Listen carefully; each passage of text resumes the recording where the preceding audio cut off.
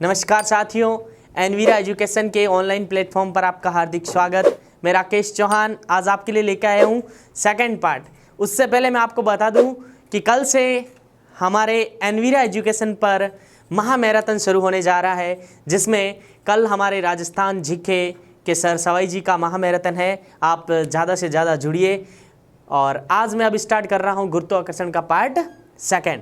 इससे पहले हमने पार्ट फर्स्ट में ये पढ़ा था गुरुत्वाकर्षण बल क्या होता है, गुरुत्वीय त्वरण क्या होता है, छोटा जी जिसका मान 9.8 मीटर प्रति सेकंड स्क्वायर और बड़े जी का मान आपको याद रखना है, सार्वत्रिक नियतांक का मान 6.67 इंटू 10⁻⁻11 न्यूटन मीटर स्क्वायर प्रति केजी स्क्वायर, ये आपको याद रखना था। और बताया गया था कि वो बल है जो किन किन बातों पे निर्भर करता है। हमने पढ़ा था दोनों द्रव्यमानों के गुणनफल के ऊपर, और फिर पढ़ा था दूरी के वर्ग के व्युत्क्रमानुपाती होता है लगने वाला बल।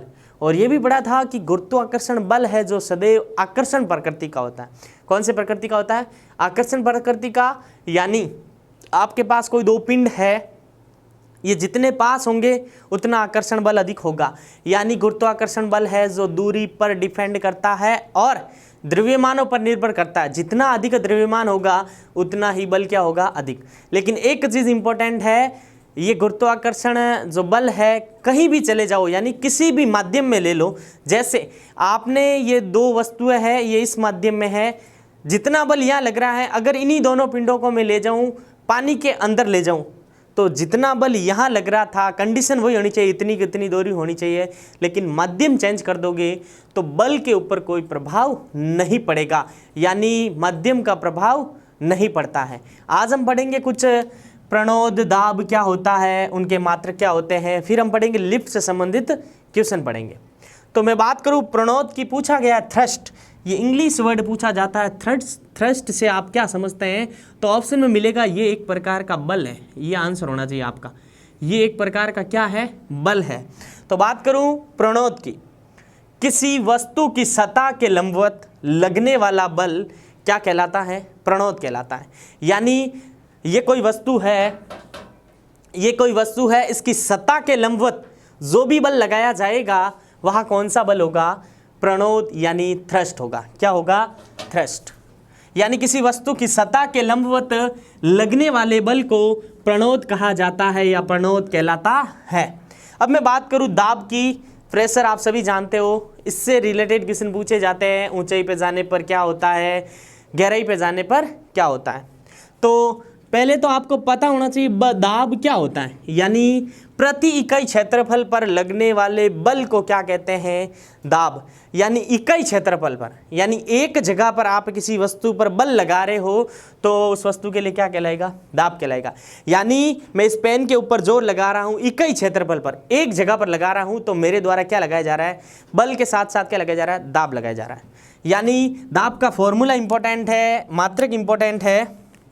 दाब बराबर होता है बल बट्टा क्षेत्रफल। यानी फोर्स लगाया जा रहा है, किस पर लगाया जा रहा है? इकाई क्षेत्रफल पर। और इसके मात्रक से रिलेटेड क्वेश्चन पूछे जाते हैं। तो आप सभी जानते हो बल क्या होता है, हम पढ़ेंगे आगे गति के नियम में। F बराबर m a, यहाँ पे ये होता है द्रव्यमान और ये होता है एक्सीलरेशन यानी त्वरण। द्रव्यमान गुणा त्वरण क्या होता है? बल। तो बल का मात्रक आप सबको पता होना चाहिए, बल का मात्रक होता है न्यूटन। हम मात्रक पद्धतियाँ पढ़ेंगे। तो क्षेत्रफल होता है मीटर स्क्वायर में, किस में होता है? मीटर स्क्वायर में। और ये हो जाएगा न्यूटन, और मीटर ऊपर जाएगा तो मीटर की पावर -2, या लिख सकते हो न्यूटन प्रति मीटर स्क्वायर, या न्यूटन इंटू मीटर की पावर -2, या इसे ही बोला जाता है पास्कल। एक वैज्ञानिक थे जिनका नाम पास्कल था, उसी के आधार पे इसका मात्रक क्या रखा गया? पास्कल रखा गया। अब इससे रिलेटेड क्वेश्चन पूछे जाते हैं, इंपॉर्टेंट है कि एक पास्कल बराबर कितने बार होते हैं। तो यहाँ पे ये आपको मिलेगा, एक पास्कल आपको याद करना पड़ेगा। एक पास्कल बराबर होते हैं 10⁻⁻5 बार। ये भी एक दाब की इकाई है, बार। एक पास्कल बराबर कितना होता है? 10⁻⁻5 बार। एक पास्कल बराबर 10⁻⁻5 बार। अब पूछ लिया गया बार बराबर कितना होगा। बार को मैं 1 से गुणा कर दूं यहाँ पे, और ये है गुणा में पड़ा है, कहाँ चला जाएगा? भाग में। भाग में मतलब ऊपर चला जाएगा। जैसे ये ध्यान देना 10 की पावर -5 बार है हमारे पास, किसके बराबर है? 1 पास्कल के बराबर। 1 पास्कल मैंने इसको यहाँ लिखा। अब हमें चाहिए 1 बार, तो ये क्या होगा? 1 पास्कल बट्टा चला जाएगा 10 की पावर -5 और ऊपर जाएगा तो 1 × 10 की पावर प्लस पास्कल। तो 1 बार बराबर किसके तुल्य हो जाएगा? 10 की पावर 5 पास्कल के बराबर, 10 की पावर +5। और 1 पास्कल बराबर 10 की पावर -5 बार। 1 बार बराबर पूछे तो 10 की पावर +5 पास्कल, 10 की पावर 5। अब मैं बात करूं आगे वायुमंडलीय दाब से संबंधित बात कर ली तो वायुमंडलीय, वायु की सतह द्वारा लगाया गया दाब क्या कहलाता है? वायुमंडलीय दाब। तो इससे रिलेटेड भी क्वेश्चन पूछे जाते हैं। पहला क्वेश्चन पूछा जाता है वायुमंडलीय दाब को किससे मापा जाता है? बहुत इंपॉर्टेंट क्वेश्चन है, सीधा फैक्ट के रूप में पूछा जाता है। तो वायुमंडलीय दाब को मापा जाता है बैरोमीटर द्वारा। किसके द्वारा? फिर लिख रहा हूं मैं, बैरोमीटर। अब इससे मैं संबंधित कुछ बातें कर लेता हूं आपसे। बैरोमीटर पूछा जाता है, बैरोमीटर में क्या भरा होता है? क्या भरा होता है? एक धातु आपने सुनी होगी, पारा। पारा जिसका प्रतीक Hg, और क्या बोला जाता है इसे? मरकरी। क्या बोला जाता है? मरकरी। ये एकमात्र, ध्यान देना, सुनना सही से, एकमात्र धातु होते हुए भी कमरे के ताप में द्रव अवस्था में पाई जाती है। बहुत ही इंपॉर्टेंट फैक्ट है। द्रव अवस्था में पाई जाने वाली धातु, द्रव अवस्था में पाई जाने वाली धातु। और अगर यहीं पे आपको पूछ लिया जाए द्रव अवस्था में पाई जाने वाली अधातु, तो आपका आंसर होना चाहिए ब्रोमीन एकमात्र अधातु है। कौन सी है? Bromine Br। तो हम बात कर रहे थे वायुमंडलीय दाब को मापा जाता है बैरोमीटर से, और बैरोमीटर में भरा होता है पारा। क्या भरा होता है? पारा, जिसे अन्य नाम मरकरी या प्रतीक होता है Hg। और ये एकमात्र धातु होते हुए भी कमरे के ताप में कहाँ पाई जाती है? द्रव अवस्था में। हम केमिस्ट्री में पढ़ेंगे धातुएं होती है जो सामान्यतः ठोस अवस्था में पाई जाती है, लेकिन एक अपवाद के रूप में है मरकरी जो द्रव अवस्था में पाई जाती है। इसीलिए इसको कहाँ भरा जाता है? बैरोमीटर में भरा जाता है। तो वायुमंडलीय दाब को मापने का यंत्र बैरोमीटर। अब इससे रिलेटेड 3 क्वेश्चन पूछे जाते हैं कि बैरोमीटर का पाठ्यांक गिरना। पाठ्यांक मतलब पारा का गिरना। पारा गिरेगा उसी के आधार पर पाठ्यांक मापा जाता है। पारा गिरना, अचानक बढ़ना, धीरे धीरे गिरना, धीरे धीरे बढ़ना, तो किसके संकेत हैं? ऐसा एग्जाम में पूछा जाता है। तो पहला क्वेश्चन यहाँ से निकल रहा है, पूछा जा रहा है यहाँ से कि बैरोमीटर का पाठ्यांक गिरना, बैरोमीटर का पाठ्यांक अचानक गिरना। यहाँ पे थोड़ा चेंज करना, बैरोमीटर का पारा अचानक गिरना या पाठ्यांक अचानक गिरना। क्या होगा जब बैरोमीटर में पारा भरा होता वो अचानक गिर जाए तो किसकी ओर संकेत करेगा? कि आंधी, तूफान और चक्रवात आने का संकेत। तभी हमें सूचना मिल जाती है कि 2 दिन बाद बारिश होगी, आंधी आएगी या तूफान आएगा। तो इसी आधार पर पता कर लिया जाता है कि अचानक उसका पाठ्यांक यानी उसमें पारा गिरने लगता है। किसमें? बैरोमीटर में। अब दूसरा क्वेश्चन पूछा जाता है बैरोमीटर का पाठ्यांक धीरे धीरे कम होना, यानी बैरोमीटर में जो पारा भरा है धीरे धीरे कम हो रहा है, ये किसकी ओर संकेत करेगा? बारिश की ओर और ठंडी हवाएं। ठंडी हवाएं या बारिश का संकेत पूछा जाता है एग्जाम में।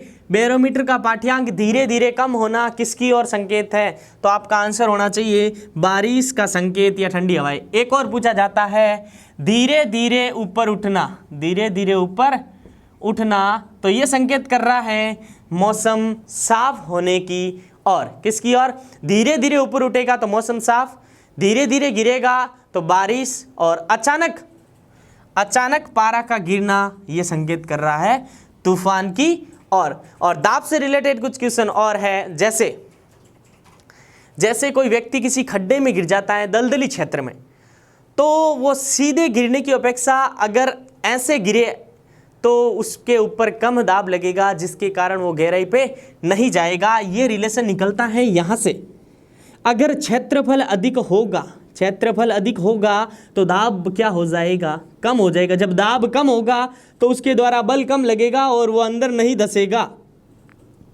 तो कोई भी व्यक्ति दलदली क्षेत्र में गिरता है तो उसे खड़े रहने की अपेक्षा लेटने को कहा जाता है, जिसके कारण उसका एरिया बढ़ जाता है, यानी क्षेत्रफल में इंक्रीज हो जाता है। तो प्रेशर कम हो जाता है, जब प्रेशर कम होता है तो बल कम होता है। इस कारण जब बल लगेगा ही नहीं, व्यक्ति अंदर और धसेगा ही नहीं। और इससे रिलेटेड और क्वेश्चन है कि ऊंचाई बढ़ने पर दाब कम होता है, यानी पहाड़ी क्षेत्रों पर जैसे जैसे कोई व्यक्ति यात्रा करता है, पहाड़ी क्षेत्रों पर जाते हैं तो उनके नाक से खून वगैरह और उनको उल्टियाँ होने लग जाती है।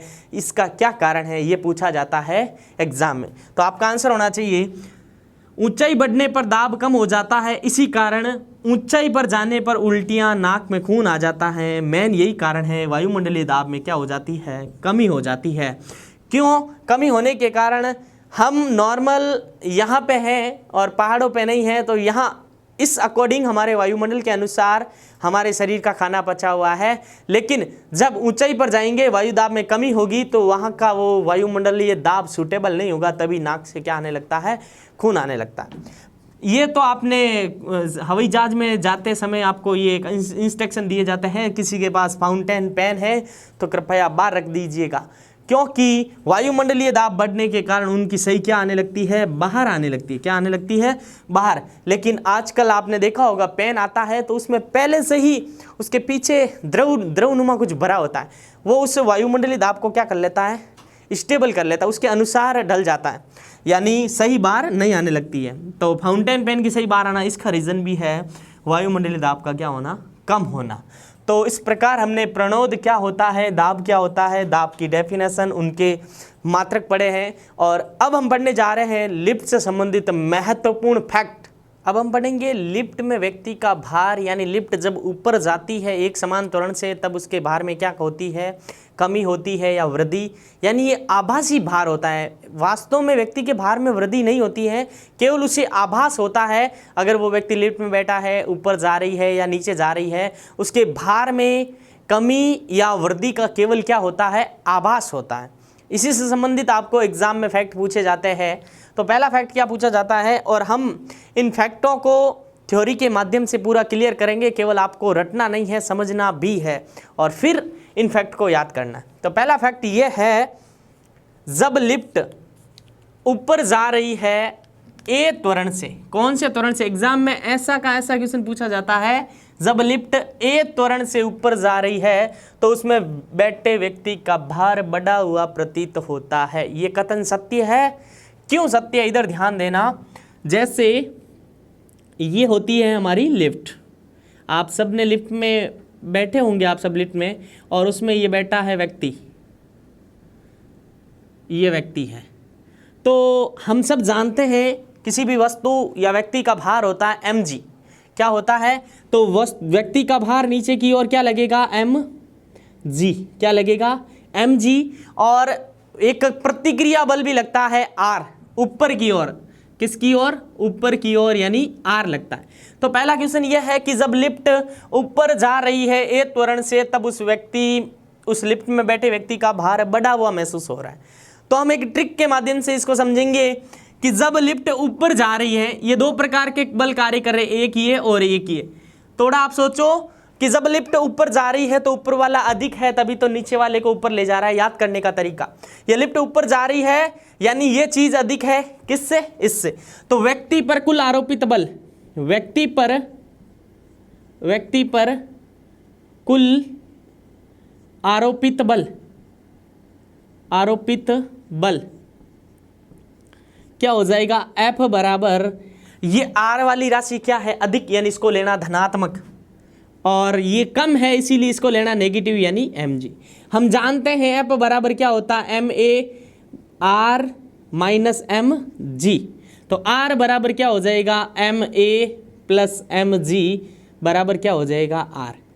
अब थोड़ा सा ध्यान देना इसमें कि व्यक्ति का वास्तविक भार तो ये है व्यक्ति का भार, लेकिन ध्यान देना उसमें कुछ ना कुछ ऐड हो रहा है। जब लिफ्ट एक समान त्वरण से ऊपर जा रही है तो उसमें ma ऐड हो रहा है, यानी व्यक्ति को भार बढ़ा हुआ महसूस होगा।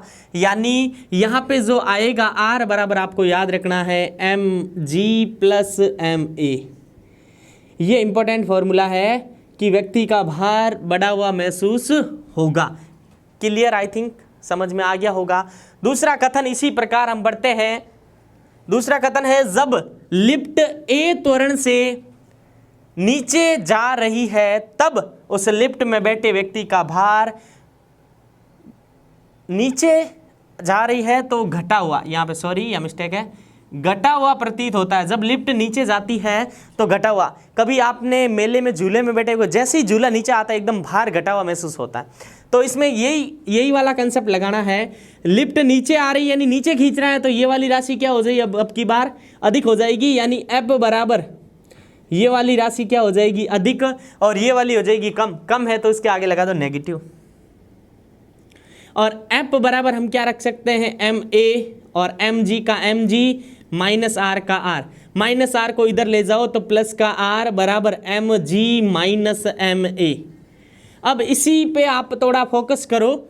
यह है व्यक्ति का वास्तविक भार और उसमें से कुछ घट रहा है, कुछ घट रहा है तो उस लिफ्ट में बैठे व्यक्ति को अपने भार से कम भार यानी आभास होगा, यानी भार घटा हुआ होगा। तो उस समय फॉर्मूला आपको लगाना है r बराबर mg माइनस ma लगाना है। क्या लगाना है, mg माइनस ma। अब पूछा गया है अगला क्वेश्चन, जब लिफ्ट एक समान वेग से, बहुत ही इंपॉर्टेंट है ये वाला क्वेश्चन, अक्सर स्टूडेंट गलत करके आते हैं कि एक समान वेग से ऊपर जा रही है तो व्यक्ति को सब करके आते बढ़ा हुआ। अरे भाइयों, जब समान त्वरण है, समान वेग है तो त्वरण में कुछ परिवर्तन ही नहीं होगा। जब त्वरण में परिवर्तन नहीं होगा तो व्यक्ति का जो वास्तविक भार है उसे वही भार लगेगा, किसी भी प्रकार का भार बढ़ा हुआ या घटा हुआ प्रतीत नहीं होगा। यानी जब लिफ्ट एक समान वेग से ऊपर, जब एक समान वेग, एक बार मैं वेग को भूल जाऊं, त्वरण से ऊपर जा रही तो हमारा सूत्र क्या है, r बराबर mg प्लस ma। यहां पे दे दिया गया है वेग समान। जब वेग समान है तो त्वरण शून्य है, त्वरण क्या है, शून्य, तो ये हो जाएगा, यहां से हट जाएगा, तो व्यक्ति का वास्तविक भार है वही होगा। और जब नीचे जा रही है तो नीचे जा रही, फॉर्मूला कौन सा निकाला हमने, ये रहा, r बराबर mg माइनस ma। लेकिन इसमें भी शर्त यह है, वेग क्या है साथियों, वेग समान है, यानी a की वैल्यू शून्य हो जाएगी तो r की वैल्यू वापस क्या आएगी, यानी किसी भी प्रकार का भार परिवर्तित नहीं होगा। आगे क्वेश्चन है, जब लिफ्ट का त्वरण गुरुत्वीय त्वरण से अधिक हो जाए, गुरुत्वीय त्वरण से अधिक हो जाए तो उसमें बैठे व्यक्ति छत से जा टकराता है। वेरी इंपॉर्टेंट है, जब लिफ्ट में बैठे व्यक्ति छत से कब टकरा जाएगा तो आपका आंसर होना चाहिए गुरुत्वीय त्वरण से क्या हो जाए, अधिक हो जाए। एक क्वेश्चन और है, मैं आपको पूछूंगा, आप कमेंट बॉक्स में जरूर बताना कि जब लिफ्ट ऊपर या नीचे जा रही हो तब लिफ्ट की डोर टूट जाए तो व्यक्ति को भार क्या महसूस होगा, यानी व्यक्ति को भार महसूस ही नहीं होगा। उस स्थिति को बोला जाता है भारहीनता। क्या बोला जाता है, भारहीनता। क्या बोला जाता है, भारहीनता। इस स्थिति को क्या बोला जाता है, भारहीनता। तो अब हम पढ़ेंगे न्यूटन के नियम। न्यूटन भाई साहब ने 3 नियम दिए थे, बहुत ही इंपॉर्टेंट, और उनके उदाहरण खास तौर से आपको याद रखने पड़ेंगे। तो हम पढ़ते हैं, न्यूटन ने 3 नियम दिए। तो भौतिक विज्ञान के पिता, ये भी पूछा गया क्वेश्चन है, यानी भौतिकी के पिता न्यूटन भाई साहब आइजैक न्यूटन ने सन 1687 की बात है, उन्होंने एक पुस्तक लिखी थी, अपनी पुस्तक प्रिंसिपिया। 3 बातें याद रखनी है। न्यूटन ने दिया था गति का नियम, तीनों गति के नियम दिए थे, 1687 में दिए थे।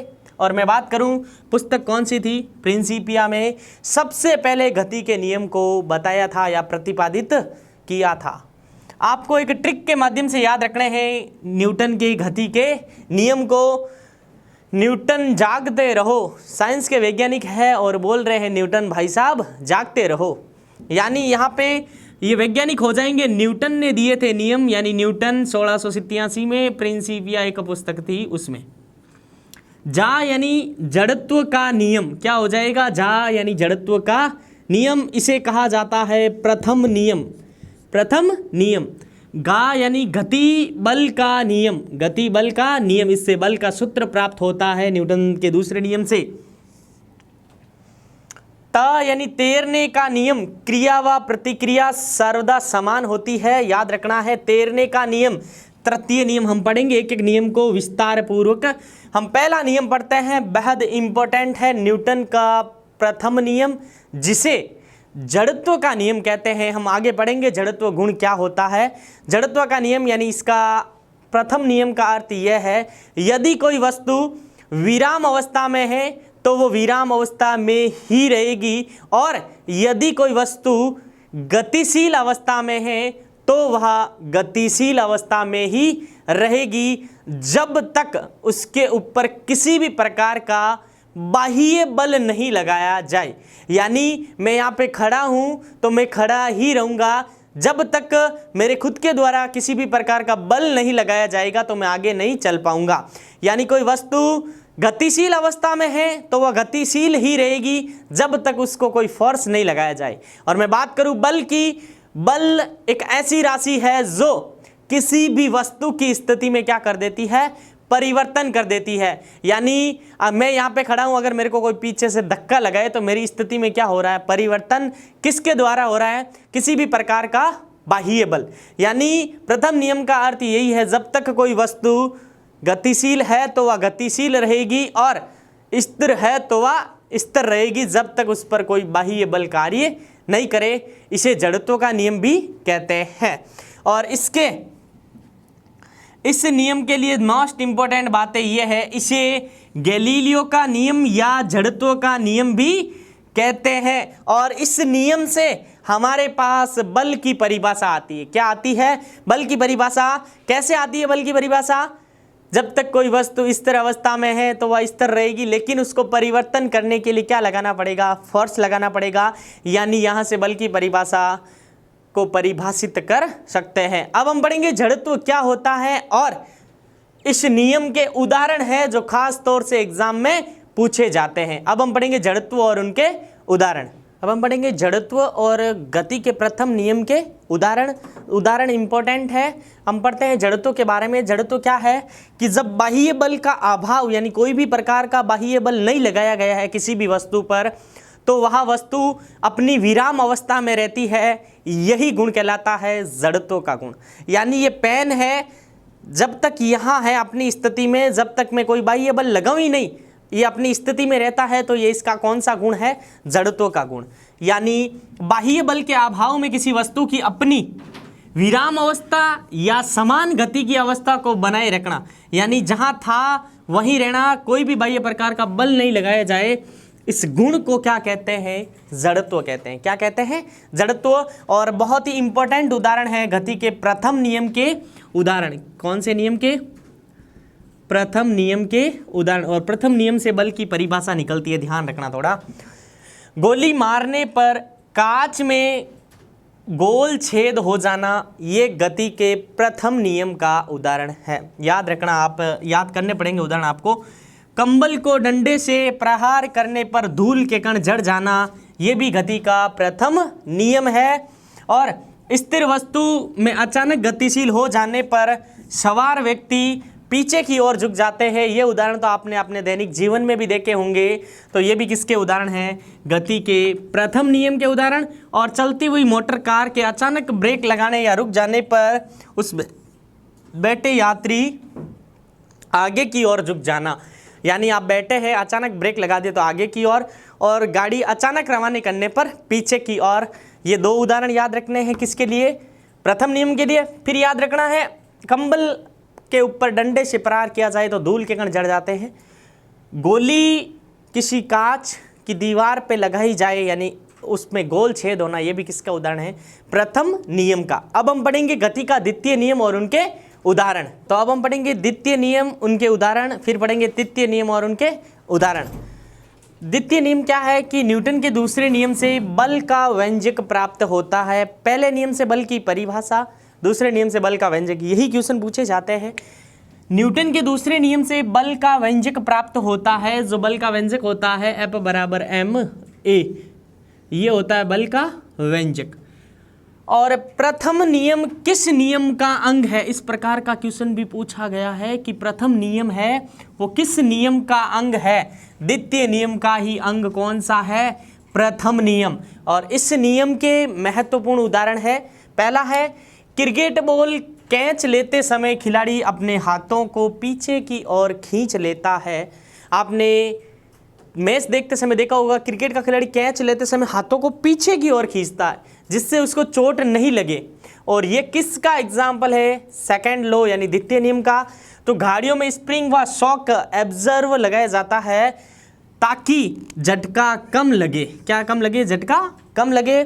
और कील को जब अधिक गहराई तक ठोकना हो या लगाना हो तो एक बड़े हथौड़े का प्रयोग किया जाता है। किसका किया जाता है, बड़े हथौड़े का प्रयोग किया जाता है। ये मुख्य रूप से गति के न्यूटन के द्वितीय नियम के उदाहरण है। किसके उदाहरण है, न्यूटन के द्वितीय नियम के। अब हम बढ़ते हैं तीसरा नियम। तीसरा नियम इंपॉर्टेंट है, इसे बोलते हैं क्रिया प्रतिक्रिया नियम।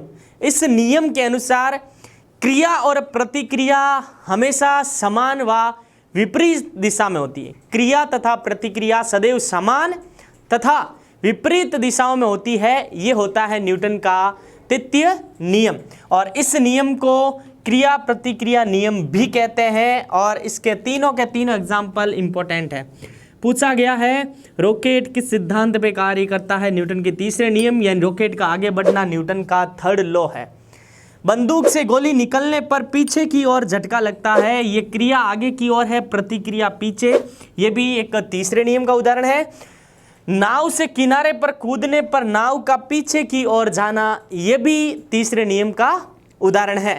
तो इस प्रकार आज की क्लास में हमने न्यूटन के 3 इंपॉर्टेंट नियम को पढ़ा। धन्यवाद।